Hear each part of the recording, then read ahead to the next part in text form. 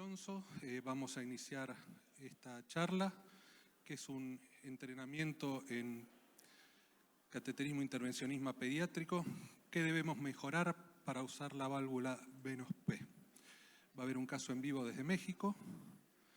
Los panelistas son el doctor Carlos Pedra, Raúl Arrieta, Alejandro Peirone, Marcelo Rivarola y Vittorio Lucchini. Y el co-chair es el doctor Horacio Faella, al que yo le quiero agradecer porque gracias a él estoy yo hoy acá. Así que vamos a dar comienzo con la charla. Howard, ¿por qué en una sociedad latina ponemos las cosas en inglés? Howard, Pediatric Interventional Cardiologist trained in the US. Thank you, sir.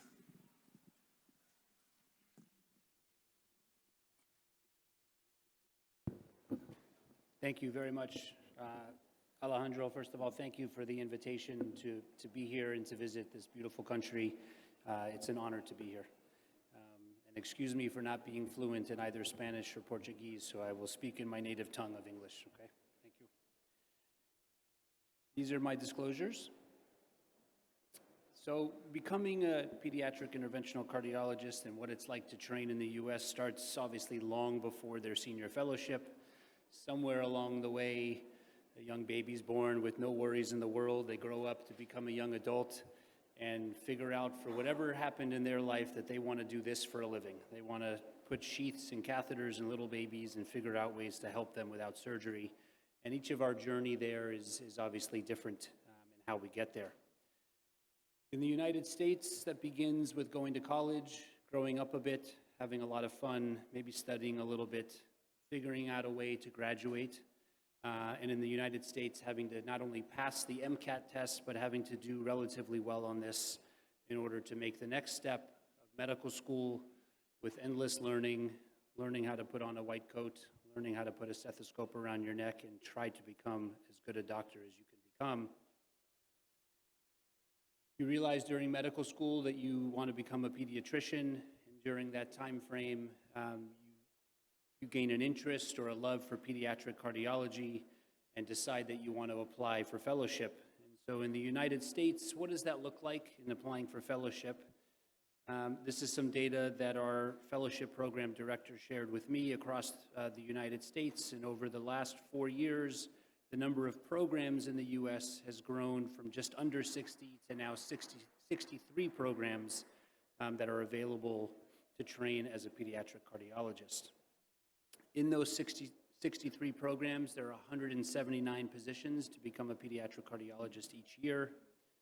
And the number of applicants has gradually increased over the years from below 150 to now approaching high mid-180s and slowly approaching 200 applicants. And it's a relatively high success rate in matching fellows for pediatric cardiology, with over 90% of applicants matching into a program. So you're a pediatric cardiologist, you're mastering your skills in echocardiography, and you're starting to really understand congenital heart disease, and something tells you that you want to do more, you want to put on heavy lead, you want to sweat, you want to work long hours, and you want to get into the cath lab and start helping patients. And so what is that going to look like as a senior fellow? It's highly competitive in the US, and I think it varies year to year. But overall, in talking with applicants over the last 7 to 10 years, they feel that it is a highly competitive field. Applicants apply during their 3rd year of their categorical fellowship, so that's their last year of fellowship. And the process of applying for a senior fellowship in the cath lab, I believe, starts with important honesty between a categorical fellow and who their mentor is before they even apply. There may be those that have a love for the cath lab but just don't understand or may not have the potential skill set to do it, and that honest conversation starts early on during fellowship, maybe guiding some fellows away from the cath lab and trying to steer some fellows towards the cath lab who have a knack for it. This is actually a website that I only learned about a few months ago. I'm a bit embarrassed to say that, but it was in preparation for this talk that I learned about this website. This is a group, this is all of the program directors across the United States. They came together and developed this about almost 20 years ago, as a way for fellows to have one source that they could come to try to understand what was available to them. And one of the tabs on this website is for senior fellowships. And if you pan down and click on the interventional cardiology options, this is the list of programs that are available in the United States that may or may not train each year. So one of the tabs says whether they're offering a position for 2025 and whether they're accepting applicants or planning to take someone who's an internal candidate, really starting to limit the number of available spots across the U.S. So there's approximately 30 programs in the U.S., and not all offer a position annually. If you want to be in interventional cardiology in the United States, it's mandatory now to do an advanced fellowship. And different than adult interventional cardiology, this is not an accredited senior fellowship, meaning that there's not an additional board exam that you have to take. At a minimum, there's a 1-year commitment, and we can have a conversation afterwards as to whether or not we feel that's enough time. And in 2024, just this past year, so these are senior fellows that just started their fellowship in the United States, there were almost 30 applicants and only 13 available positions for those applicants. So a senior fellow shows up with now a new mentor and really what I would consider an apprenticeship where you're putting on lead next to your new mentor. You're going to sweat together, work together, and learn together. And these fellows show up very hungry, and us as their mentor need to send them off approximately 12 months later, ready to go into the world and be an interventional cardiologist, something that is fairly scary. So what guides this? There's really 2 publications, and it's sad to say that they're both very recent. And prior to this, there really wasn't much published to help guide pediatric interventional cardiology training. But one of them is this Intersocietal Accreditation Commission. This is a long, almost 100-page document that came out just a year ago. And what I would probably say is the most important document is this one on the right from earlier this year, where a number of societies came together from across the world to try to really focus on pediatric interventional cardiology. Some of this is fairly basic and intuitive, but at least it's in writing, and it states that any new hire who wants to work in a pediatric cath lab has to be board certified in pediatric cardiology, and you have to have done 250 caths, 150 of them being interventional procedures, with the goal to try and be the primary operator or the first assist. Let's focus on this journal. Again, this is a long document that just came out this year, and one of the societies involved was SELACI, and came together with several of the U.S. societies, so 6 international societies, and this is a document that's dedicated entirely to congenital interventional cardiology, whether it's pediatrics or taking care of adults with congenital heart disease. To state the obvious, this is an incredibly needed document, because prior to this, we would all agree that pediatric cath labs are incredibly different and unique, yet there was almost no guidelines for how to train fellows in a pediatric cath lab. This is what the recent history has shown. In 2012, the U.S. Societies for Cardiology had published guidelines for adult interventional cardiology, and only 4 pages out of that entire document focused on pediatric cath lab. And sad to say, in 2021, SCAI made an update to that, and there was no section dedicated to patients with congenital heart disease. So what does this publication say? These are a couple of the highlights. There's a minimum 1-year commitment to training senior fellows. Some programs require more than a year in the U.S., but the overwhelming majority are 1 year. And the infrastructure and volume needs to be there to provide them an understanding of all of the complex type of procedures that we do. Minimum of 200 cases with the goal of 150 interventional procedures. There needs to be supervision by an experienced interventional cardiologist that can guide that fellow to do more and more on their own, with the goal of them trying to be a sole or primary operator on their own. And I think one of the most important things that it highlights is the importance of lifetime learning, and that it is our objective to get these trainees understanding that they're going to require lifetime mentorship in the U.S. to really get to where they need to be in this field. So what does this lifetime learning and mentoring look like in the U.S.? There's several different options. The PICS Society offers a fellow and early career course. They have a nice early career academy that you can apply for from anywhere in the world. SCAI has options as well, and the PICS Society, the Pisces Society is an international society that allows all early career interventional cardiologists to come together. And so finally, as a last slide, so you've gotten into senior fellowship, and this is my mentor and the person who trained me. And what does it really look like? It's going to be an intense year. I tell the fellows that I've trained over the past 15 years that this is a year for no sacrifice. You're going to have to earn the trust not only of me as the person teaching you in the cath lab, but of all the nurses and techs that are going to trust you with the patients that come into the cath lab. I tell them to be a sponge and get ready to learn and soak in as much as they can. Start learning the history of the field, because you'll only be a better interventional cardiologist the more you know about the past. Get involved with research and start to learn what really drives you, whether it's teaching or device development, and start to pursue that. And really, that year of senior fellowship is about beginning to master the technical skills needed and realizing that it is a lifetime journey through this process and that we have the best job in the world. Thank you.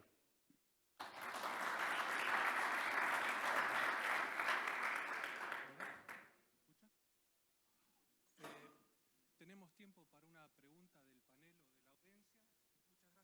Thank you, Dr. Berman, for that nice talk. Excellent, Derman. Was superb, very detailed. My question is, for someone from this part of the world, from abroad, how this kind of fellow fits into the system in US to get trained as 1 year, 2 years, or something? Yeah, I think it's a great question, right? So people from outside the U.S. interested in coming to the U.S. to train is definitely available. I think the number of programs in the United States that are open to that is fewer. So of that list of 30, I know of a handful that are very open to having international trained applicants come in, work in the U.S. The process is harder, right? Getting the appropriate visas, and then what is the plan? I think it's about thinking about what is the plan afterwards. Is that person planning to go back to their country with additional U.S. training to then take that back to where they live? The one program that comes to mind is Colorado. They have a 2-year training program with a lot of research and are really open to international trainees. So I think the U.S. is very receptive and open to the idea of bringing people from all over the world to come and train. Nice talk. So do you agree that those fellows should have like at least 2 years of training? And I think both of us, and many people here in the audience, we had been very lucky to be trained by Evan, and then you were in contact with John, who was a tremendous mentor for me as well. We had Lee. And so it's a continuous kind of training. So in your opinion, how long down the road do you think that an interventionalist would be able to do whatever, because I think you learned more when you were in Columbus. So, Miami was sort of an open door, and then you flew with John with lots of support, someone who can back up you, right? So what's your opinion? Yeah, I think that reflects how our field has changed. So what we do in the cath lab now is so different than 10 and 20 years ago, and what we do in 10 and 20 years is going to be completely different or somewhat different than what we do now. So this is lifetime learning, and if you're not committed to that, then this field is probably not right for you. So if you go back to the training in the cath lab, to change fellowship and make it a mandatory 2 years is probably a little drastic in my opinion right now. I think that there are programs in the US where you can get the appropriate training you need in 12 months. But there needs to be an absolute commitment to continued early mentorship. And I think probably for 5 to 10 years. In the words of John Cheatham, you're a puppy for your first 5 to 7 years, right? I remember when after 4 years, I went to work with John Cheatham, and he still called me a puppy, right? It took a while before I graduated from that to being a grown-up dog. But it's true, right? It takes 5 to 10 years to really settle down in your own skin, walk into the cath lab, feel comfortable with what you're doing, and then it's forever learning. So I think it's hard. I'm not ready to say that training needs to absolutely be 2 years, but I think we're headed that way.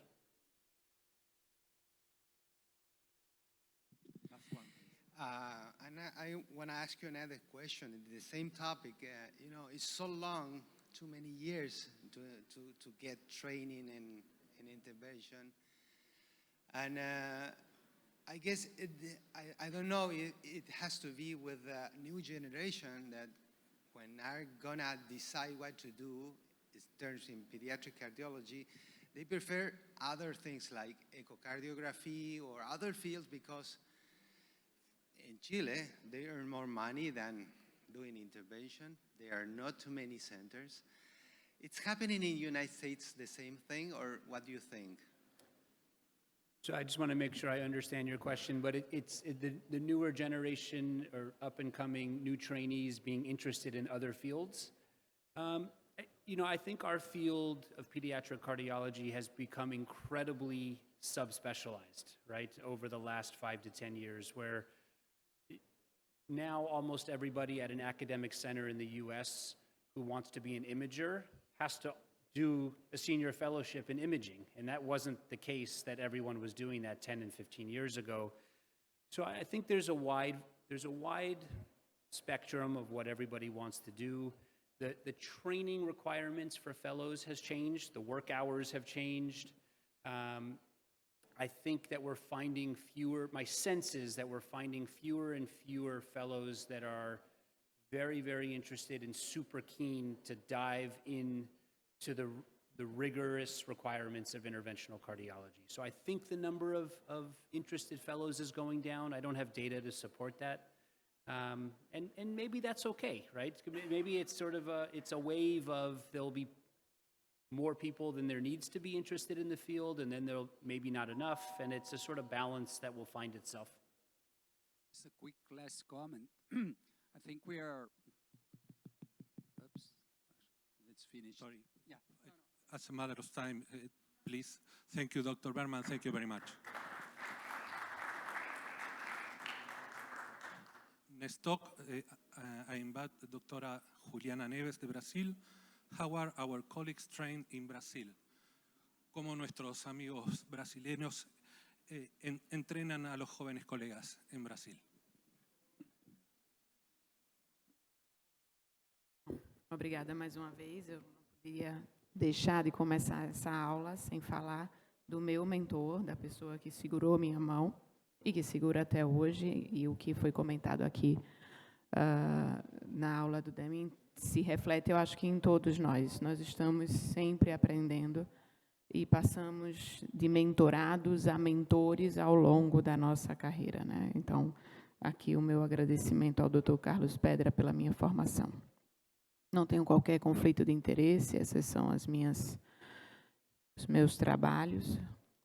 E eu vou falar um pouquinho para vocês de como é a especialização médica de uma forma geral no Brasil, né? A gente é regulado por um Conselho Federal de Medicina e pela Associação Médica Brasileira. São duas entidades que definem os critérios para o reconhecimento e o treinamento dos especialistas no Brasil. Nós passamos por 6 anos de faculdade de medicina, depois de nós chamamos vestibular, um teste após a nossa high school, vamos chamar assim, que nos permite entrar na faculdade médica. Depois passamos por um programa de residência médica nas especialidades principais ou gerais, que dura, a depender da especialidade, mais 2 a 5 anos. Aí está uma lista das nossas especialidades principais, e dentre elas nós temos pediatria e cardiologia. Cardiologia geral são os 2 caminhos que o médico que quer ser cardiologista pediátrico deve seguir. Recentemente, nós temos seguido muito mais o caminho da pediatria do que cardiologia, mas as 2 formações são possíveis. Então, a residência de pediatria são 3 anos, a da cardiologia, dependendo do centro, de 2 a 4 anos. Depois disso, nós fazemos uma prova de título, que nos permite ser pediatras cardiologistas pediátricos, né? É preciso que você tenha um reconhecimento oficial, um programa de residência, a certificação deste título. Alguns programas exigem educação continuada e você tem que registrar o seu título nos conselhos regionais de medicina. Depois de ter o título de uma especialidade principal, a gente parte para as subespecialidades. A cardiologia intervencionista é uma delas. A cardiologia intervencionista pediátrica no Brasil foi reconhecida como área de atuação ou subespecialidade apenas em 2012, numa resolução do Conselho Federal de Medicina, nesse ano de 2012. Então, a gente, como eu comentei, nós podemos vir tanto da cardiologia quanto da pediatria. O cardiologista deve fazer cardiologia intervencionista e depois cardiologia intervencionista pediátrica, e o pediatra deve fazer cardiologia pediátrica e depois cardiologia intervencionista pediátrica. No ano seguinte, foi publicada a primeira diretriz da Sociedade de Hemodinâmica sobre a formação do cardiologista intervencionista, e nessa diretriz tratava apenas de 2 procedimentos percutâneos pediátricos, o defeito do septo atrial e o ducto arterioso. Cardiologistas intervencionistas pediátricos não participaram desse artigo. Só em 2020 nós tivemos um novo posicionamento da Sociedade Brasileira de Hemodinâmica, neste sim, com participação de colegas intervencionistas pediátricos. E em 2020 nós tivemos as regras publicadas do treinamento do cardiologista intervencionista. O treinamento foi definido que deveria durar pelo menos 2 anos para pediatras vindos da cardiologia pediátrica ou adultos generalistas, né, que não passaram pela cardiologia intervencionista. Esse é um caminho, está no guideline, mas é um caminho que nós não usamos, na verdade. E pelo menos 1 ano adicional para aqueles cardiologistas que vieram da cardiologia intervencionista de adulto. O treinamento deve progredir, como já comentado aqui, dos procedimentos menos complexos até aqueles que requerem uma maior complexidade. E os centros autorizados a treinar cardiologistas intervencionistas devem fazer pelo menos 100 procedimentos terapêuticos por ano. E o treinando, né, o residente, ele deve participar como primeiro operador de pelo menos 40 desses procedimentos durante o seu período de treinamento. É uma longa jornada, intensa, né, como todos sabemos, mas também no Brasil a gente esbarra em alguns problemas legais. O nosso Conselho Federal de Medicina, aquele que regula as especialidades médicas, ele não exige que um médico no Brasil seja especialista para realizar qualquer tipo de procedimento. Se você for médico, você pode fazer qualquer procedimento e é responsável por suas ações. Você só não pode dizer que é especialista. Então, qualquer médico no Brasil pode fazer procedimentos intervencionistas, ele só não pode publicar isso aí, só a publicação que é condenada pelo Conselho, a realização não. E os nossos programas de treinamento em cardiologia pediátrica ainda são poucos. Nós temos hoje 78% dos estados brasileiros com intervencionistas formados em hemodinâmica pediátrica. 65% desses profissionais vieram da pediatria, são cardiologistas pediátricos, mas temos apenas 5 centros de treinamento. 60% deles na nossa região do Sudeste, né, São Paulo e Rio de Janeiro, e com programas permanentes. Os outros 2 são programas que não têm treinandos todos os anos, o meu incluído. Nós temos 4 a 5, então, em resumo, nós temos 4 a 5 novos profissionais sendo formalmente formados no Brasil por ano. Depois do treinamento, a gente tem várias opções. Uma delas é continuar o seu treinamento no centro de origem. Muitos optam por este caminho. Outros tentam criar um novo programa de cardiologia intervencionista. Você pode se juntar a um colega mais experiente e, a partir daí, seguir o seu curso, ou alguns, infelizmente, não trabalham com cardiologia intervencionista após esse árduo treinamento. Concluindo, a cardiologia intervencionista pediátrica ela é crucial para tratar muitas condições cardíacas atualmente. Não vou falar dos benefícios que nós oferecemos para essas crianças, porque eles são óbvios e todos estamos aqui por isso. É uma área muito especializada que requer treinamento intenso e certificações múltiplas nos vários procedimentos que nós fazemos, aprendemos e continuaremos a aprender, porque chegarão novos. Educação continuada é essencial. Nós temos poucos programas, acredito que na América Latina, de educação continuada para esses novos profissionais que estão entrando no mercado. Eu termino fazendo algumas sugestões que a gente precisa de educação continuada e os centros devem colaborar entre si para que existam esses programas de educação. É preciso um foco no que nós estamos fazendo e como nós faremos, várias tecnologias surgindo, novos procedimentos, e isso precisa ser regulado para que tenhamos o resultado esperado. E precisamos fazer mais pesquisas na América Latina. Acho que nós colaboramos pouco uns com os outros para o crescimento da nossa especialidade. Obrigada.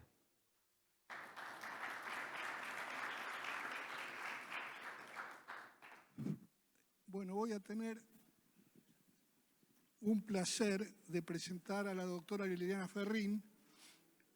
Tuve el honor de, en su momento, evaluar su habilidad en la sala de cateterismo. Ella había sido formada por un gran maestro, amigo personal mío y de muchos de ustedes, el doctor Miguel Granja. Liliana, por favor. Buenos días. Un segundito. Gracias, doctora Neves, por la charla, fue muy completa. Tenemos problemas con los tiempos porque hay un Zoom. Le pido disculpas que no pudimos hacerle preguntas. Gracias, Lili. Bueno, un placer estar acá y me toca hablar de la experiencia de ser mujer intervencionista pediátrica. ¿Tenemos las mismas oportunidades que los hombres? Bueno, sabemos que las cardiopatías congénitas en Latinoamérica y en el mundo tienen una prevalencia de 8 a 13 por 1000 nacidos vivos, es 60% más prevalente que el cáncer y 5 veces más prevalente que otras cardiopatías congénitas. Y de estas cardiopatías, al menos el 25% van a requerir un procedimiento quirúrgico o intervencionista.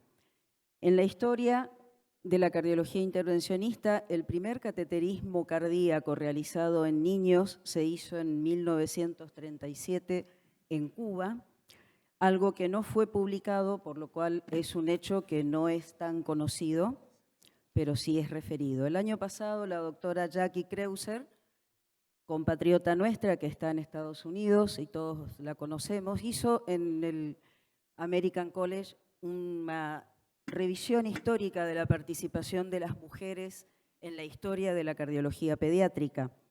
Ahí comenzó reconociendo a la doctora Maude Abbott, que fue la que estableció las bases de la cardiología pediátrica en cuanto a la anatomía y realizó el primer atlas anatómico de cardiología pediátrica.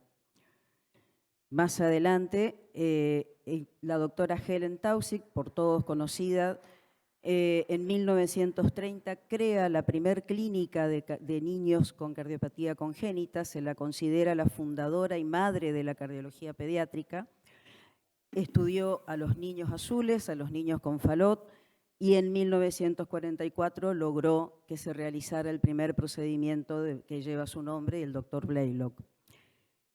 La doctora Taussig fue reconocida en 1966 como la primera presidente de la American Heart Association, mujer. Más adelante vamos a leer referencias de la doctora Taussig sobre el reconocimiento que le hicieron. La doctora Van Praag también fue reconocida por ser la primera mujer cardióloga pediátrica que estableció las bases de la anatomía, de la patología anatómica en los niños, y la doctora Jane Somerville, también conocida por todos, definió el grupo de adultos con cardiopatías congénitas como una especialidad, una subespecialidad de la cardiología pediátrica. Otras mujeres importantes, la doctora María Victoria de la Cruz, cubana, que se radicó en México y que fue también la que estableció la relación fisiopatológica de la anatomía cardíaca con las cardiopatías congénitas. La doctora Jin Kang, que fue la primera en realizar una valvuloplastia pulmonar con balón, y la doctora Mary Jessie Jane, también reconocida por su actividad en las cardiopatías congénitas.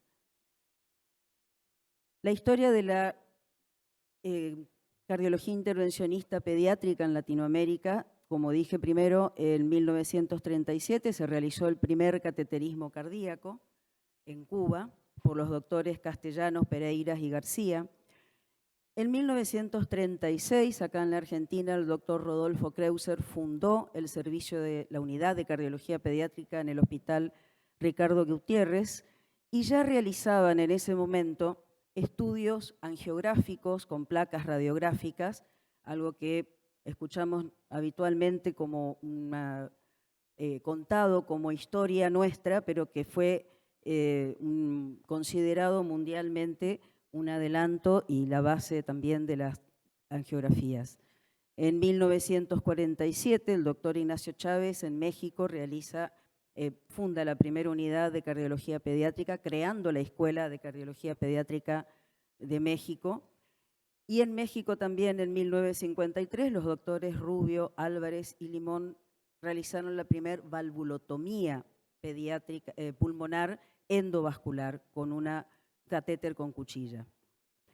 En 1960 se funda en el Instituto Dante Passanese el Servicio de Cardiología Pediátrica y en 1966 se establece la sección de cardiología intervencionista pediátrica en el Hospital de Niños Ricardo Gutiérrez.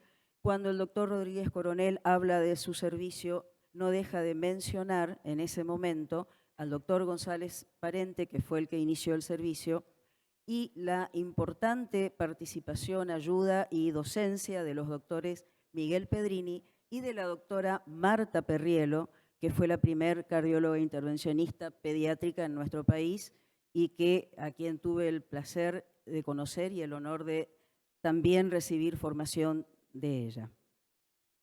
En 1967 se realiza la primera trioseptostomía, como todos sabemos, y en 1982 la primera valvuloplastía pulmonar realizada por una mujer. Ahora, ¿tenemos las mismas oportunidades? La doctora Taussig refiere a lo largo de su vida que a pesar de haber realizado muchas cosas, el reconocimiento no lo tuvo en el momento que ella las realizó, sino mucho después. Le dolió, por ejemplo, cuando el doctor Blaylock fue elegido para la Academia Nacional de Ciencias, inmediatamente después de haber realizado la cirugía de Blaylock-Taussig, y a ella ni siquiera la promovieron a médica asistente, de asistente a médica de profesor asociado. El reconocimiento lo tuvo 20 años después. La doctora Raquel Snikowski, no sé si la mayoría de los brasileros que están acá la conocieron. Termino enseguida. La doctora Snikowski fue una cardióloga pediátrica de Brasil que se formó en Estados Unidos y que su formación fue en cardiología intervencionista pediátrica. Cuando yo hablé con ella estando en el INCOR y le comenté que iba a hacer cardiología pediátrica, me dijo, esto es algo que yo no he comentado, pero yo soy cardióloga intervencionista pediátrica. Cuando volví a Brasil no me permitieron hacer la especialidad y tuve que elegir realizar estudios de fiebre reumática y no pude dedicarme a lo que me gustaba. ¿Cuántas cardiólogas intervencionistas pediátricas estamos en este momento? En el 2000 era yo sola. Entre el 2000 y el 2010. Tenemos que interrumpir porque está el Zoom de Chile. Después terminaríamos, te pido mil disculpas. Hay un caso en vivo, Venus P. Valve Live Case from Instituto Nacional del Tórax, Chile. Doctores Uriarte Polenzi, Siyat Hijazi, Springmuller Daniel y Garay Francisco. Buenos días, ¿nos escuchan bien? Sí, buenos días, ¿nos escuchan o no? Se escucha perfecto. Ya, Lili, perdón que te hayamos interrumpido tu charla. Estamos acá en el Hospital del Tórax para hacer un caso en vivo de reemplazo valvular pulmonar percutáneo con válvula Venus P. Vamos a presentar primero el equipo que estamos acá. Está la gente de la auxiliar de servicio, la Katy, la enfermera Claudia, nuestra enfermera la Bea, ¿ya? La Angélica. De parte de anestesia está Matías, Diego y Fabiola. Tenemos a la Ailín, nuestra tecnóloga. Tenemos becados, a la Lorenza, que siempre nos acompaña, la gente de Oclutec, la Mao, conocido por todos, y obviamente mi compañero Polencio Uriarte, y dos personas que obviamente todos los conocen y no hay que presentarlos mucho, que es Siyat Hijazi y Pancho Garay. Vamos a presentar el caso clínico del paciente. La siguiente. Este paciente es un paciente de 19 años de sexo masculino. Él tiene una tetralogía de Fallot con estenosis pulmonar y un callado óptico derecho y anatomía coronaria normal. Él tuvo un diagnóstico postnatal de su tetralogía de Fallot y fue operado finalmente alrededor de los 9 meses en el Hospital Luis Carlos Maquena por el doctor Rodrigo González, en que se hizo una corrección quirúrgica completa y con un parche transanular a través del tracto de salida del ventrículo derecho. La verdad es que él no tiene otros antecedentes cardiovasculares ni tampoco no cardiovasculares y él tiene una historia reciente de un franco deterioro en su capacidad funcional en los últimos 2 años. Él dice que se cansa de subir escaleras, que antes podía caminar normal y ahora al caminar 2 cuadras ya se cansa, así que claramente ha tenido un deterioro de su capacidad funcional y no está tomando ningún medicamento. ¿Fue la siguiente? Al examen físico tiene un peso de 90 kilos, mide 1,69 m, estatura normal y al examen cardiovascular tiene un solo sistólico eyectivo, paracanal izquierdo alto con un escape diastólico corto. ¿Ya? El resto de su examen físico es completamente normal. ¿Ya? Ahí a la derecha de su pantalla ustedes pueden ver su radiografía de tórax de ingreso de hoy día, que tiene una deformidad del esternón que se puede apreciar ahí en lateral. Tiene cardiomegalia con un índice cardiotorácico de 0,6 a expensas del ventrículo derecho. Y ustedes pueden ver ahí abajo, les puse su electrocardiograma, que parece que está en ritmo sinusal y tiene un bloqueo completo de gama derecha. Cuando uno le mide su QRS oscila entre 180 y 200 milisegundos. ¿Ya? ¿Por la que sigue? Y su ecocardiograma transtorácico muestra una dilatación moderada, casi severa de su ventrículo derecho, que el ventrículo derecho envuelve y abraza todo el ventrículo izquierdo, con una área de ventrículo derecho que si uno pone eso en las tablas le da casi más treos, más cuadros de valor Z, con una función sistólica del ventrículo derecho normal, con un cambio de área fraccional de 39% y un TAPSE de 20%. Tiene un mínimo jet de insuficiencia tricuspidia, con lo cual le estimamos una presión sistólica de ventrículo derecho de 29. Y mirándolo con la ECO se ve que tiene una pequeña CID residual en el borde anterior del parche, que ni siquiera pudimos medirle gradiente transventricular a través de esta CID porque es muy pequeñita. No tiene obstrucción a nivel del tracto de salida del ventrículo derecho. Ustedes ven ahí que el gradiente PIC es de 13, el gradiente medio es de 7, y tiene todas las evidencias de insuficiencia pulmonar severa. Tiene un índice de Prime de casi 1,5 y eso permite predecir que por resonancia va a tener una insuficiencia pulmonar severa. ¿Ya? Y ahí en el diagrama de abajo de la pantalla les puse aproximadamente las medidas, es el promedio de todas las medidas que le hicimos de todo el tracto de salida del ventrículo derecho, tanto en sístole como en diástole. ¿Ya? Ustedes pueden ver que el A es el diámetro del tracto de salida del ventrículo derecho, el B es a nivel del anillo valvular pulmonar, C es en el tercio medio del tronco, el D la porción distal del tronco, E y F son las ramas pulmonares y G es la longitud. ¿Ya? Así que ustedes ven que todo su tracto de salida es de diámetros bien homogéneos, por eco entre 21 hasta 25, 26 milímetros, y tiene unas ramas pulmonares que son normales y quizás un poquito chiquititas, con diámetro de la derecha de 13,9 y la izquierda de 11,2. ¿Ya?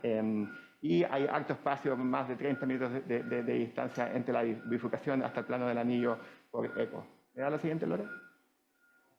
Este es su angioTAC. Las dos imágenes de la izquierda de la pantalla es solamente para demostrarle que tiene una anatomía coronaria normal, con esta típica rotación horaria de las coronarias, en que la coronaria derecha sale un poquito más hacia la izquierda y la coronaria izquierda sale un poquito más hacia posterior, pero están bien alejadas del tronco de la arteria pulmonar. ¿Ya? A la derecha ustedes ven las mediciones por el angioTAC, en que es un tracto de salida bien tubular y quizá un poquito piramidal hacia el extremo distal, porque las mediciones hacia la bifurcación del tronco es un poquito más baja. Ustedes ven que ahí, a nivel del tronco de la arteria pulmonar proximal, mide 45 milímetros, en el tercio medio mide 24, perdón, el tronco proximal mide 33, medio 24 y distal 22, y el valor que le había dicho yo de 45 es por angioTAC desde la bifurcación hacia proximal, hacia el plano de la válvula pulmonar. ¿Por la que sigue, por favor? Así que, en resumen, este es un paciente con un faló operado con un parche transanular e insuficiencia pulmonar libre, sintomático, con un electrocardiograma con un QRS casi de 200 milisegundos. Por lo tanto, nos pareció que, dado toda su sintomatología, tenía indicación de recambio valvular pulmonar. Está entre un tracto de salida piramidal, como les puse yo ahí, o un tracto de salida cilíndrico, por la que sigue. Nosotros con esta información habíamos planificado, que va a ser interesante discutirlo, colocarle una válvula 28 por 25. ¿Ya? Ustedes saben muy bien, esa es la válvula Venus, que tiene una porción central tubular, que es la que mide 28, si uno elige una válvula 28, y tiene un flare distal, que es no cubierto, y un flare proximal, que es cubierto. La idea del flare distal que sea descubierto, ustedes saben que es para permitir el flujo irrestricto hacia ambas ramas y no ocluir ninguna rama con el dispositivo. ¿Ya? Eso, no sé si alguien tiene alguna pregunta del público. Excelente. O continuamos. Hola, Alejandro Pegrone, excelente. Daniel, Hola, Alejandro. ¿qué tal? Mi pregunta puntual, excelente presentación. Pregunta puntual, no sé si también Siad la puede contestar. En estos casos que hemos estado hablando de arritmias y este tipo de pacientes, y sobre todo con esta válvula de tracto de salida de ventrículo derecho, y este paciente, por lo que vi, Daniel, tiene un QRS de 180, 200 milisegundos. Si ustedes han hecho un estudio electrofisiológico previo o tienen algo hecho previo pensado para disminuir o para ver la posibilidad de que no tenga taquicardia ventricular en el futuro. Sí, pucha, es muy buena pregunta. Este paciente, si bien tiene un QRS ancho, no tiene ninguna historia previa de arritmias, tiene sus holters son normales, no tiene ni siquiera dupletas ni tripletas, así que desde ese punto de vista no tiene predictores previos. Nosotros acá en el Hospital del Tórax no tenemos la política de hacer el estudio electrofisiológico a todos los pacientes antes. Ustedes saben que está esta publicación de que no hay ningún factor fidedigno del estudio electrofisiológico previo que vaya a predecir qué pacientes pueden hacer arritmia o no. Así que una de las cosas que siempre intentamos hacer es dejar la válvula lo más distal posible en el tronco para que quede menos material hacia el músculo cardíaco. Y también tiene que ver un poco con la logística y con la disponibilidad de electrofisiología, que en general para nosotros es muy complejo hacer estudio electrofisiológico a todos los pacientes. Nosotros estuvimos aquí con Tom Jones en enero y él nos contaba que en Seattle es la rutina hacer el estudio electrofisiológico a todos los pacientes antes de reemplazos valvulares pulmonares, tanto quirúrgicos como percutáneos, y él mismo me decía que ellos todavía, pese a que lo hacen a todos los pacientes, no tienen ninguna manera adecuada y fidedigna de predecir cuáles van a ser y cuáles no van a ser arritmias. I don't know, Siad, if you want to comment. Good morning, Alejandro. Good morning, everyone. Can you hear me, Alejandro? Hola, no se escucha el comentario. No sé si lo pueden repetir, por favor. Is my microphone on? In the meantime, you can choose your... You hear me? You will show. We can hear you right now. Okay, Alejandro. This is a great case to do the percutaneous valve. The only missing data, which we will discuss later, is the MRI, because the indications to replace a pulmonic valve in a patient primarily driven by symptoms, of course, as well as MRI criteria, the right ventricle end-diastolic volume, regurgitant fraction, and RV ejection fraction, as well as the ECG criteria, which Daniel mentioned that the QRS duration is almost 200 milliseconds, which predisposes to arrhythmia. So we can discuss after we finish the case the role of EP in these patients before or after the valve implantation. So let Daniel tell you now what catheters he has in the groin so that we can show you the case, and then we will have further discussion about management of these patients and the MRI and the arrhythmias. Daniel, do you want to tell them about the sheaths in the groin and what have you done so far? Okay, Miguel. Entonces, el paciente está anestesiado, bajo anestesia general, intubado, y tenemos accesos en la ingle derecha, en la vena femoral derecha, no sé si podemos mostrar acá, y en la vena femoral derecha tenemos entonces el acceso venoso, el principal, y tenemos en la ingle izquierda, podemos estar acá al otro lado, tenemos un acceso venoso femoral y arterial femoral, ¿ya? Y por aquí hacemos las angios de control y las autografías y la coronografía selectiva, ¿ya? ¿Podemos mostrar las angiografías que hemos hecho hasta el momento? Solamente mencionarles que su sondeo fue bien típico para esto. El paciente tiene presiones de aurícula derecha de 7, una presión de ventrículo derecho que ustedes ven ahí, que es en torno a 30, 35, con fin de diástole de 7. No tiene prácticamente nada de gradiente entre el ventrículo derecho, el tronco y las ramas. Y su presión de ventrículo izquierdo es de 95, ahora está con 100 de sistólica, pero con fin de diástole de 7. Y estas son sus angiografías, así que una de las cosas que nos llamó la atención cuando partimos el caso hoy día es que ustedes pueden ver el CT que yo les mostré es de ayer, cuando el paciente ingresó, y que angiográficamente se ve un tracto de salida y un tronco bien tubular, un poquito más angosto o de diámetros menores hacia el tronco distal, pero se ve mucho más grande de lo que habíamos predicho con la ecografía y con el CT, ¿ya? Mostrando la que sigue. Esto lo vimos lateral, ¿ya? En que se ve un tracto de salida de ventrículo derecho y un tronco también bien dilatado con una porción central un poquito más estrecha. ¿Por la que sigue? ¿La que sigue? ¿La que sigue? Esa. Y este es el sizing que hicimos. Este es un balón de 35 milímetros que lo inflamos y en simultáneo hicimos una angiografía en el ventrículo derecho para asegurarnos de que el tracto de salida esté bien ocluido. Nos fijamos también, obviamente, en la presión aórtica, y una vez que la presión aórtica cae, quiere decir que uno está ocluyendo el tracto de salida del ventrículo derecho, y con la angiografía uno confirma de que no hay filtración. Y ustedes pueden ver que el balón se mueve con el sístole y el diástole y hacia distal se divide, y ahí está la zona de la bifurcación, y donde están las maquitas radiopacas es la zona más estrecha. ¿Por la que siga? Can we show the measurements? Sí. Still frame the measurements? ¿Nos podemos mostrar ahí las mediciones? Entonces hicimos mediciones basales y mediciones con el sizing en anterior, posterior y lateral. Y ustedes ven la anterior, Elin, por favor. Elin, la anterior.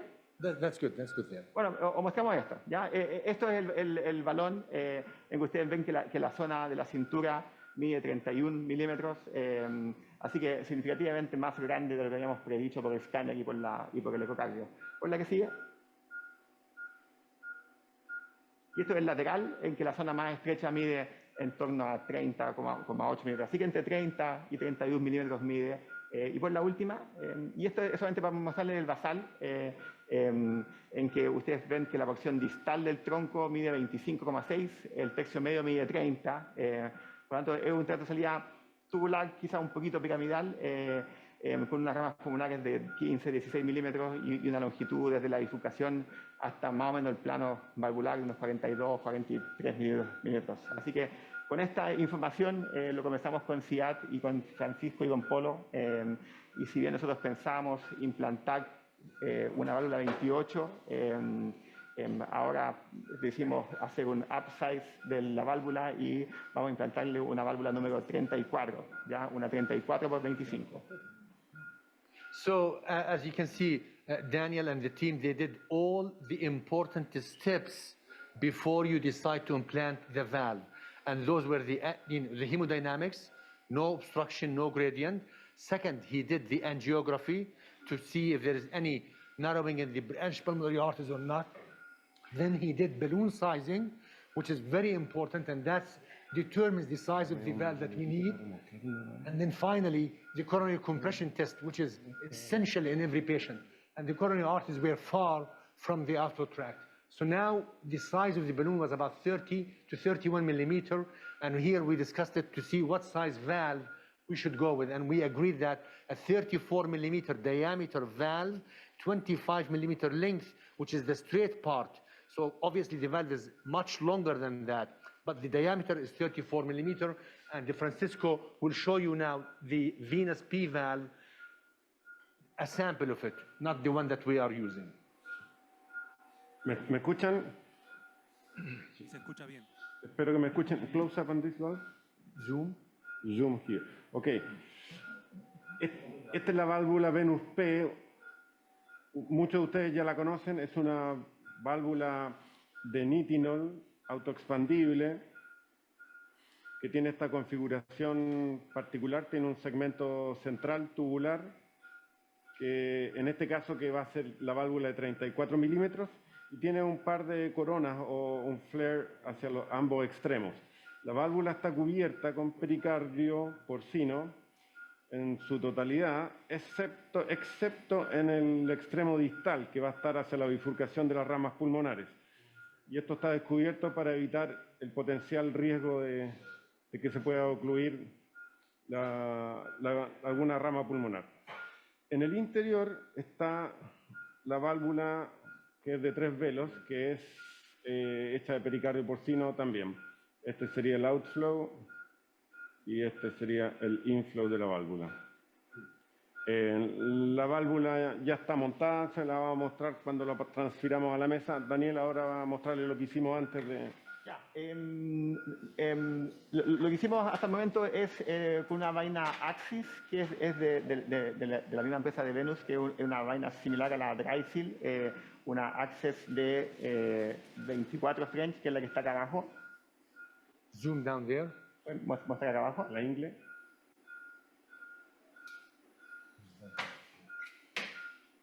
Eso, ¿ya? Así que esta es la válvula Access, que es bien similar a la Drysil, en que tiene una jeringa y uno puede abrir y se abre un mecanismo de unas pelotitas acá y se puede abrir y uno puede introducir el delivery con la válvula.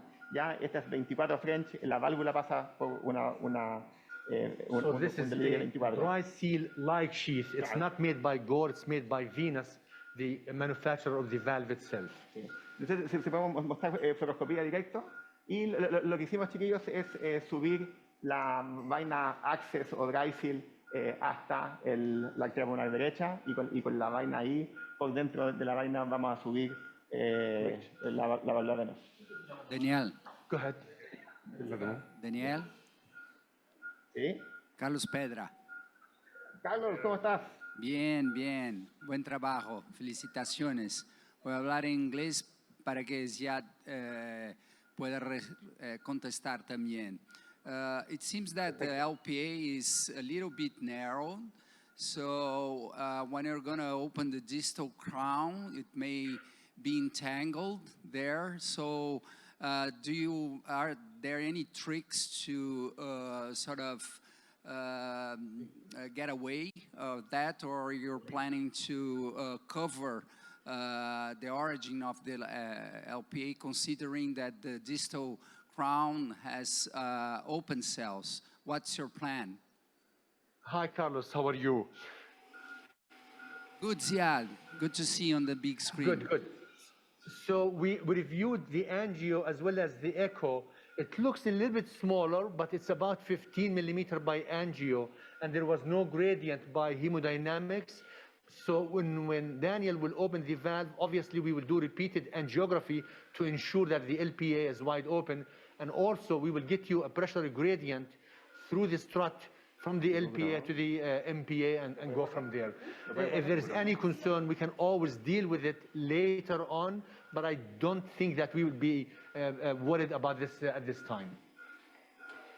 Daniel now advanced the valve. It went, as you can see by the fluoroscopy, beautiful, no obstruction, nothing through the long sheath, and now he is in the RPA, and he will retract the sheath to the MPA and start the process from there. Daniel, go ahead. Ok, ya, entonces lo que vamos a hacer primero es que vamos a retirar la válvula, la vaina larga, la access, Less magnification, less magnification. y la vamos Más panorámico. a tirar 24 frames, ¿sí? hacia acá. ¿Ya? Good. So he withdrew the sheath, the long sheath, to the RV ortho tract. Now he has the valve deep in the RPA. Obviously he will, and you can see now, he has a catheter from the left femoral vein in the LPA. Obviously he'll put it down to the MPA and then do the first control angio so that he will know where to start opening. But he can start opening a little bit there and then just pull back the system as one unit. Ya, entonces vamos. We'll go a little proximal, right? Yeah, more proximal. Sí. Voy a empezar. Go with the delivery ¿Con todo justo? more proximal, yeah.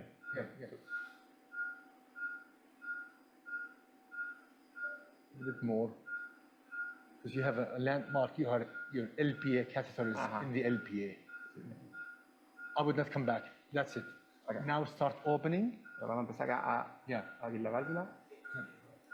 Rotate clockwise. Daniel, the handle with your left hand below. There you go. Not on the blue thing. Down. Down there. Exactly. Exactly. Because the blue thing moves, so you don't want to stop it. Yeah. Keep opening. So he's opening now, rotating the wheel, clockwise rotation, so that the capsule, which is radio opaque, will start coming back, as you can see it there. Sometimes there is delayed transmission from the torque, and we will see that. Keep open. You're in good position. Now begin to come. Now it came. Okay, that's good. That's good. Open a little bit more until the first marker, and then I will do an angiogram in the MPA just to see how deep we are. Okay. A little more. I'll stop here. I'll stop here because there's delayed transmission. So bring the catheter now from the LPA to the MPA. Perfect. Do an angiogram right here. Acá. Vamos. Inyecta. So obviously we're deep in the RPA, right guys? So Daniel will open a little bit more and then he will push with the wire to bring back the delivery system towards the RPA origin.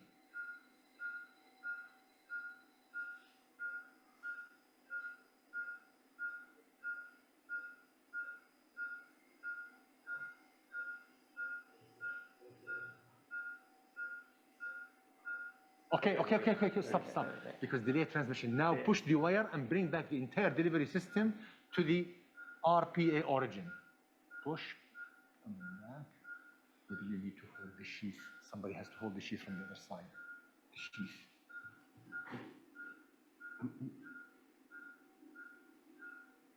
Push the wire to bring the valve to the origin of the RPA.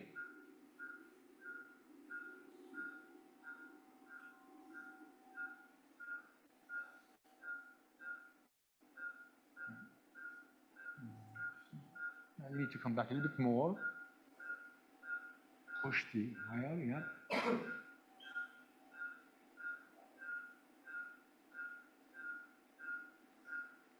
A little bit more.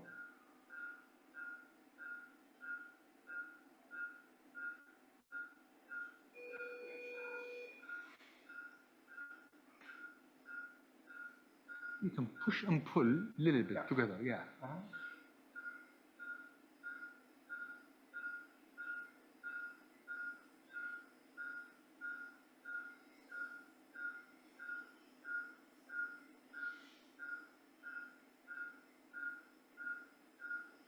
There you go, there you go. Perfect. Relax the wire now. Now relax the wire and do another angiogram right here. Inyecta. So we're in good position here to start opening more without coming back, just a little bit open, slowly, slowly, minding that there is delayed transmission. Just open near the marker of the sheath of the capsule. A little bit more. Keep going, very slowly. Yeah, very slowly. Sigue ya la marca hasta. Yes, yes. The proximal end. Yeah.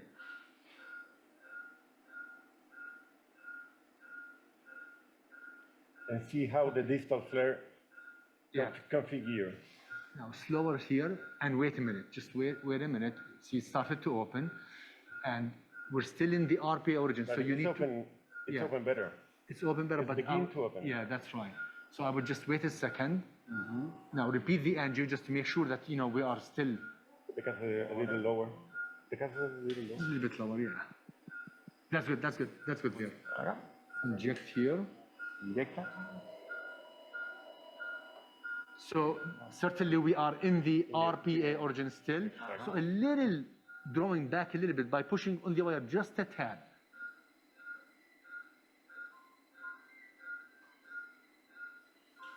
Good morning, Jose Alonso.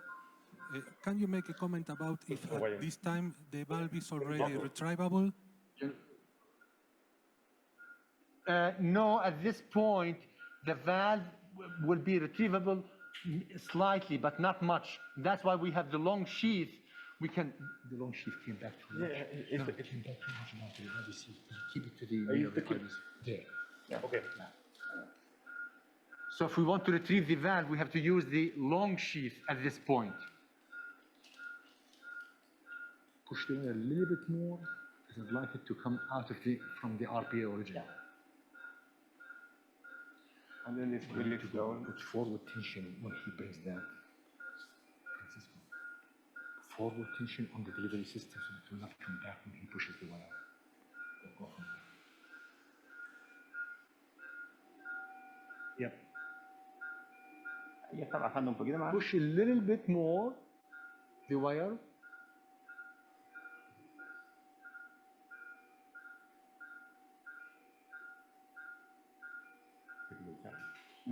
It will jump. Sí, sí. Yeah. Very gentle. So Francisco has his hand on the delivery system so that he will have forward push when that strut comes from the RPA. Okay, I think that looks okay there. Why don't we open a little bit more until the marker so that hopefully it will open better than this. Maybe gentle. Blood pressure is good, hemodynamics are good, so there is no need to hurry in this procedure at all. Clockwise, yep.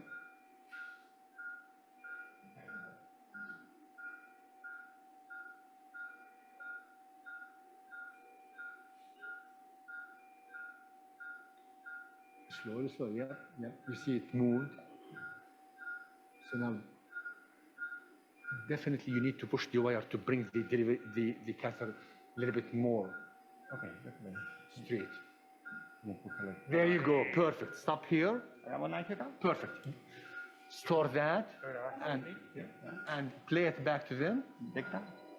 Perfect. That's good. You can see now with the, can we push the catheter? Yeah, the angio, we need a little bit more angio to show, how much contrast are you giving? 30. 30. Okay, stop here, stop here. No. Yeah, there, perfect. Repeat the angio here. Inyecta. Good, that's okay. You can see the LPA beautiful here. So I would stay in this position, continue opening to open the entire valve. That looks great, Daniel. Daniel, Francisco Victorio, acá de Buenos Aires. Una consulta, ¿no le gustaría hacer un angio enfrente o craneal para ver bien la rama? Si bien se ve el permeable ahí, va a ver bien la posición de la válvula en otra posición. Perdón, sí, la posición de la válvula en otra posición del arco. Open. Open, keep going. That's very good. Keep going, keep going. You're in good shape. Okay. Open all the way to release. More, until it stops. More. Perfect. Do an angiogram now. Un poquito más acá, Lee. Ya, ahí está. No está. Angio. Inyecta. Beautiful. You can see, guys, the LPA is wide open, the RPA is wide open, the position of the valve is excellent, and the earlobes now, it's important to make sure that the valve is released. You can see the lower earlobe without any problem. We have to look at the upper one. And I think the upper one looks okay. Vámonos al lateral. Lateral.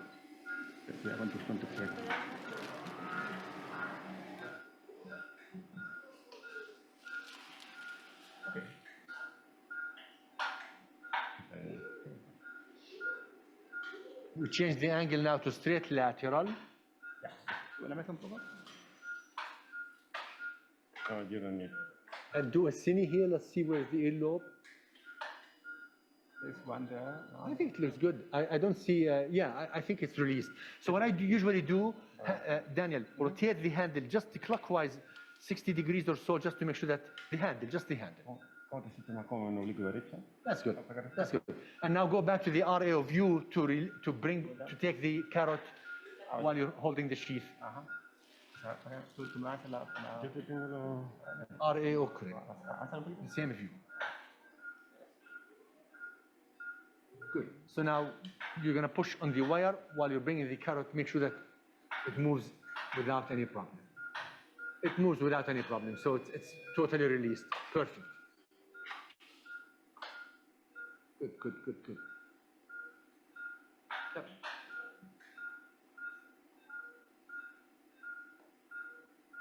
Perfect. Good. Okay. You can take it out completely out of the body.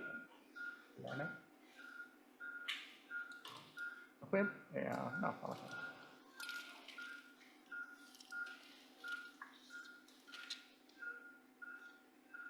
Ya. No, it doesn't come out. More. No tengo... No, all the way. Now. Wait. Perfect. So now everything is out.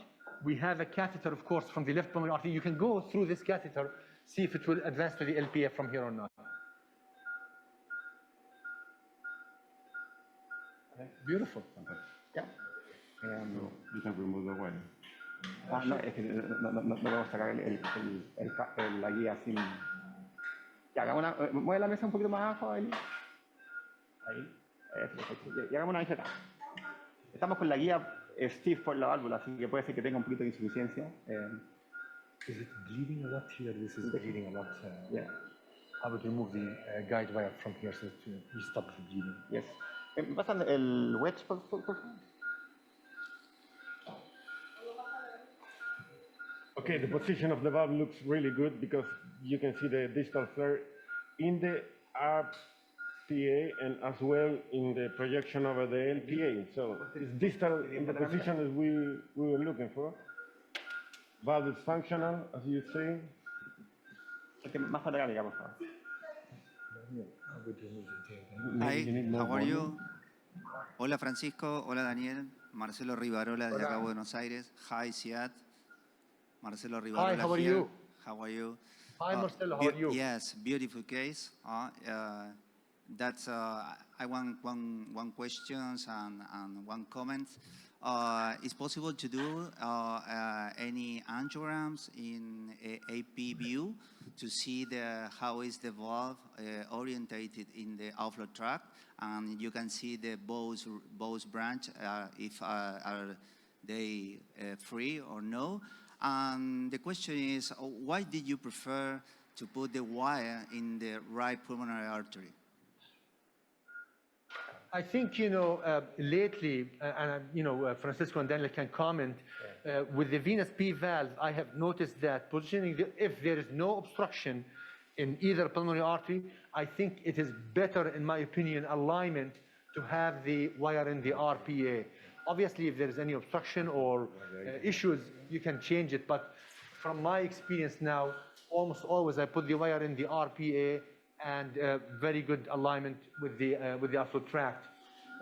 Now, some people, they would prefer the LPA. I have noticed in the self-expandable valves, if you are in the LPA, it tends to jump more.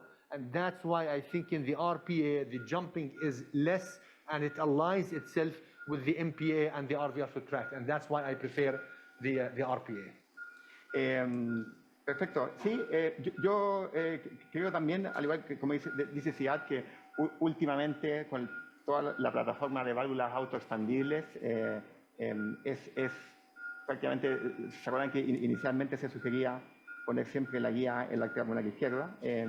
Yo creo que con la experiencia y con las nuevas plataformas nos hemos dado cuenta que quizás lo más cómodo o la primera opción es la arteria pulmonar derecha.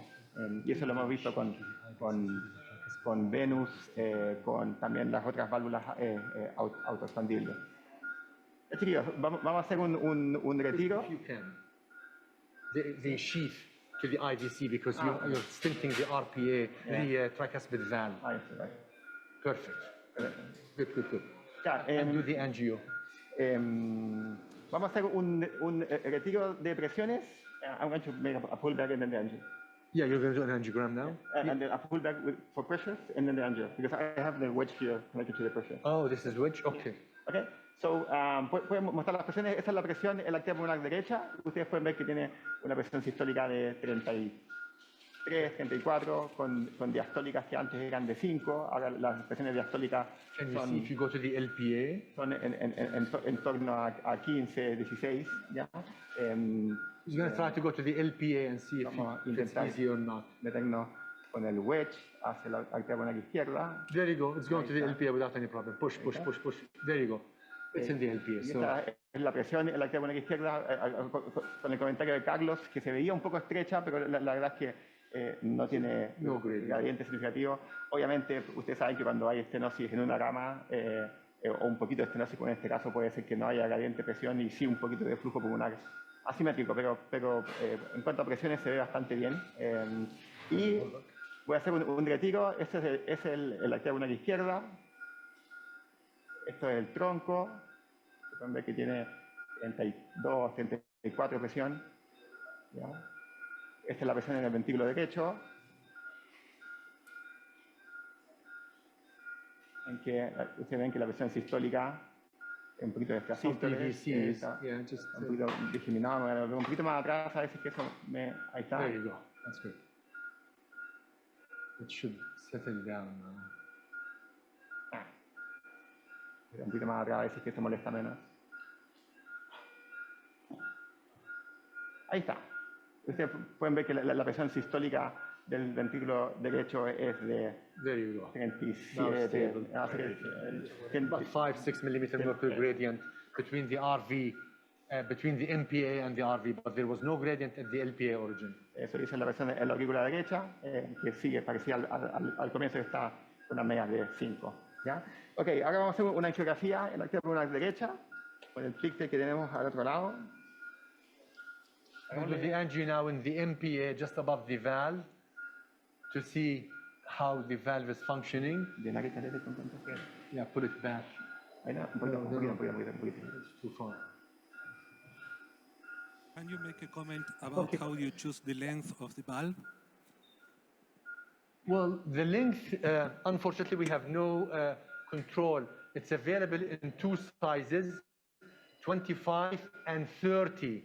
We asked the company to make a 20 millimeter for shorter outflow tracts, and I think they're in the process of doing some testing, but the valve is available primarily 25. I have never used the 30 millimeter long because the 30 is over 65 millimeter total length. So that's too long.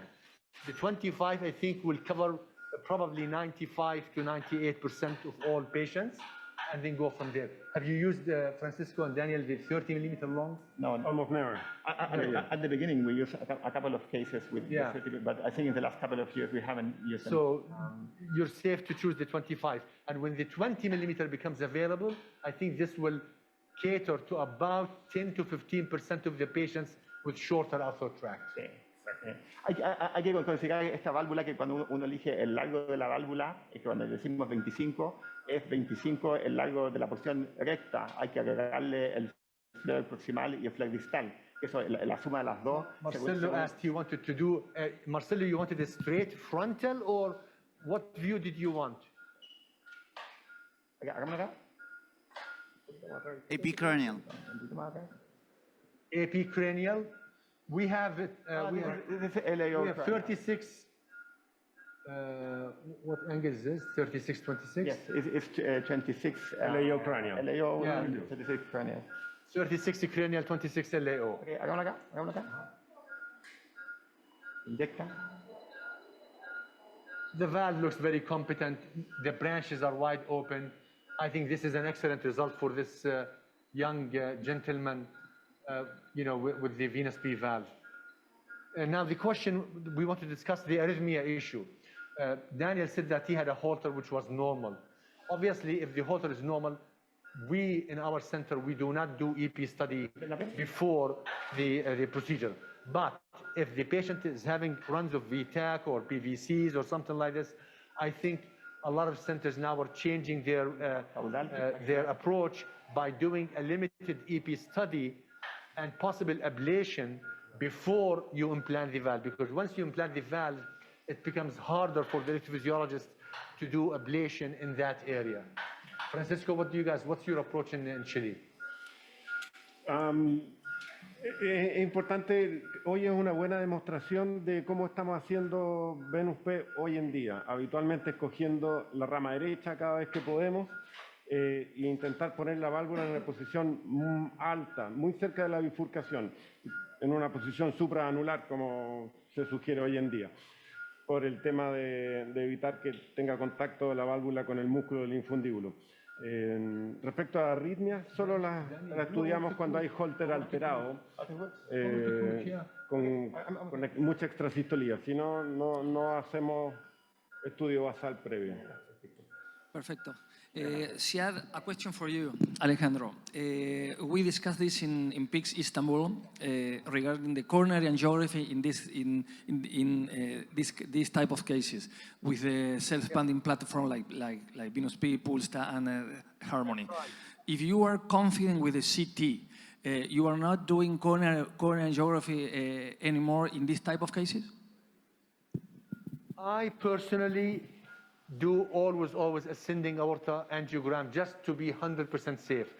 Some people, some of my colleagues, they say, well, they're confident from the CT, but you know what, when you expand to 25, 30, 35 millimeter diameter, things shift.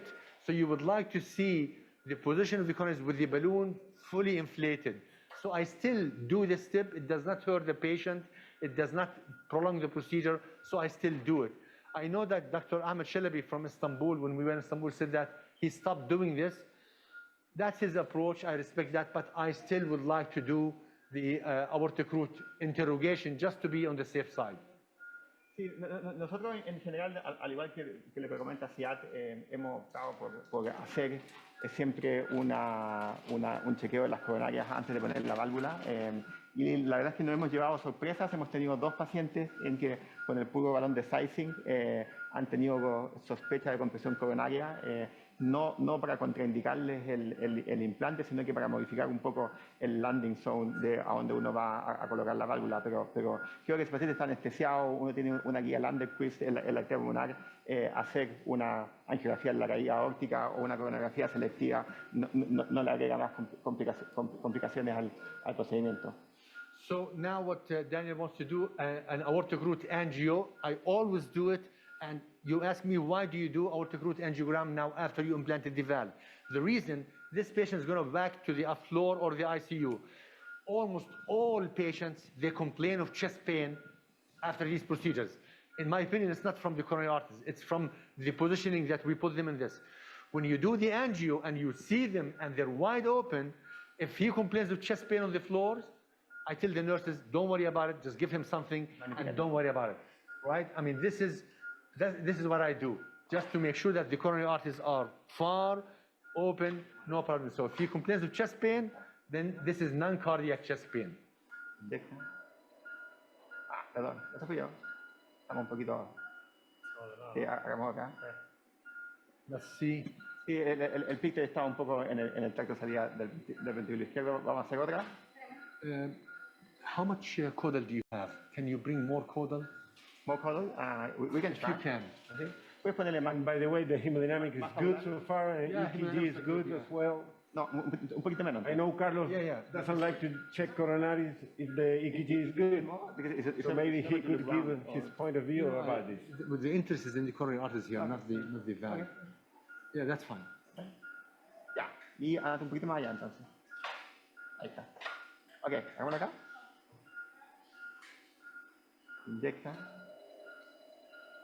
It's very hard to see with the angiography here. Ah, yes. It's very hard. Well, that is one of the reasons, Daniel, why we have been preferring to do selective. Right, yes. Pancho, Daniel, We're injecting Siad. 30 ml. Excelente caso y demostración de cómo usar la VLUSP valve. Gran trabajo y excelente resultado. Esperamos verlos aquí en Buenos Aires. Muchísimas gracias por esta excelente transmisión. Vamos a seguir con la mesa. Invitamos a la doctora Ferrín. Thank you very much. And just last comment about the sheath, because 24 French, Daniel is going to remove the sheath.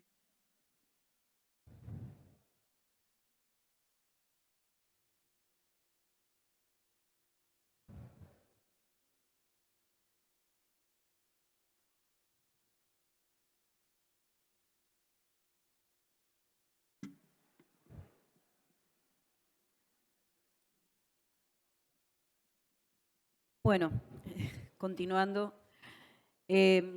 haciendo una revisión, quería poner nombres, pero es algo que tenemos que empezar a mejorar.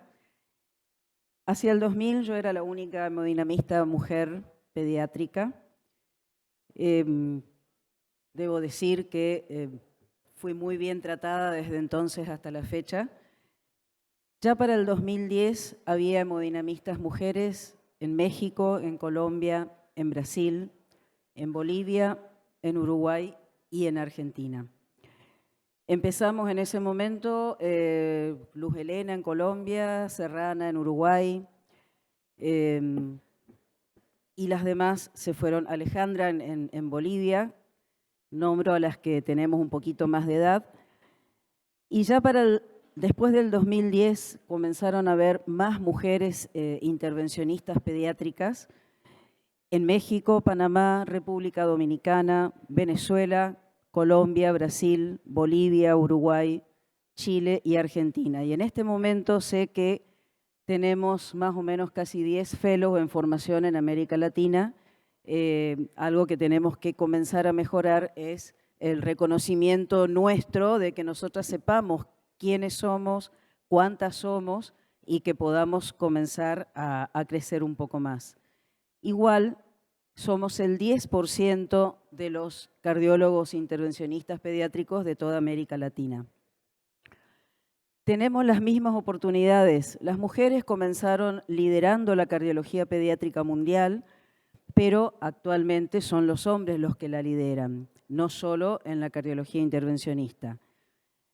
Las mujeres que se están formando en cardiología pediátrica son entre el 40 al 50% de los fellows, pero cuando hablamos de cardiología intervencionista seguimos siendo el 10%. Casi el 10,5% de los jefes de departamento en cardiología pediátrica en el mundo son mujeres. La compensación económica sigue siendo diferente en el mundo, no solamente en América Latina. Nuestra especialidad confronta prejuicios y estereotipos de género en los que se asume que la especialidad es exclusivamente de hombres. Las mujeres debemos adaptarnos al lenguaje y al ambiente masculino, algo que una frase que todos conocen, que yo siempre digo, yo soy cacho, o sea, soy igual que ustedes, puedo hacer lo mismo que ustedes y no me molesta que hablen y que no tengan en cuenta que somos mujeres porque yo puedo adaptarme al ambiente. Nunca los hombres se han adaptado a nuestra presencia. Alegan incompatibilidad con las obligaciones familiares. La mayoría de nosotras hemos trabajado estando embarazadas. Yo hice estudios de hemodinamia con menos de 4 semanas de embarazo porque había una urgencia de un neonato que no podía hacer nadie más que yo.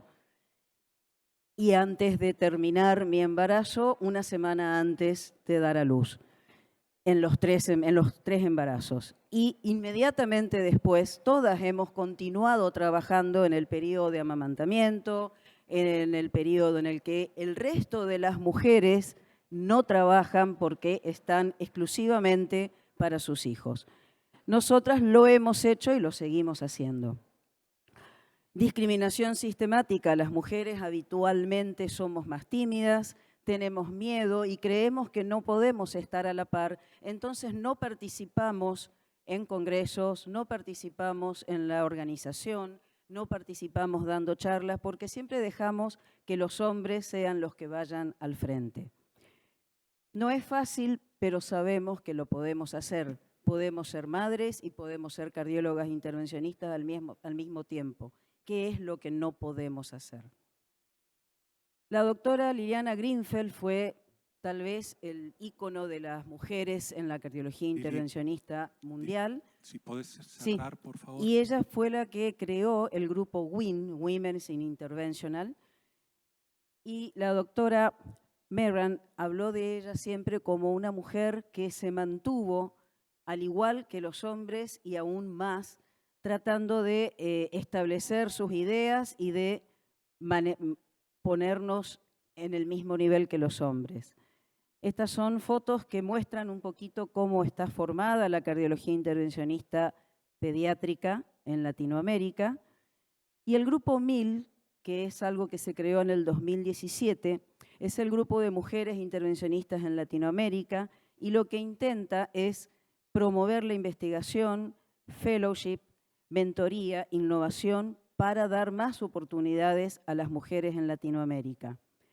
¿Tenemos las mismas oportunidades? Sí, tenemos las mismas oportunidades y tenemos que aprovechar esas oportunidades y seguir creciendo. Ya en esta foto se ven que hay mayor participación de las mujeres y el grupo CLIMB es un grupo internacional que intenta promover esta participación y dar la misma posibilidad. Las mujeres en la cardiología intervencionista pediátrica no tenemos acceso a este grupo porque no hay formación para pediatría. Es algo en lo que tenemos que involucrarnos. Bien, muchas gracias. Muchas gracias, Lili. Les pido disculpas, la última mesa que va a dar el doctor Aguirre se va a incluir en la próxima aquí, porque debemos entregar la sala para un simposio. Gracias a todos los panelistas y a todos los expositores por darnos charlas tan buenas y que dan mucho para hablar, por eso no nos alcanzó el tiempo. Muchas gracias.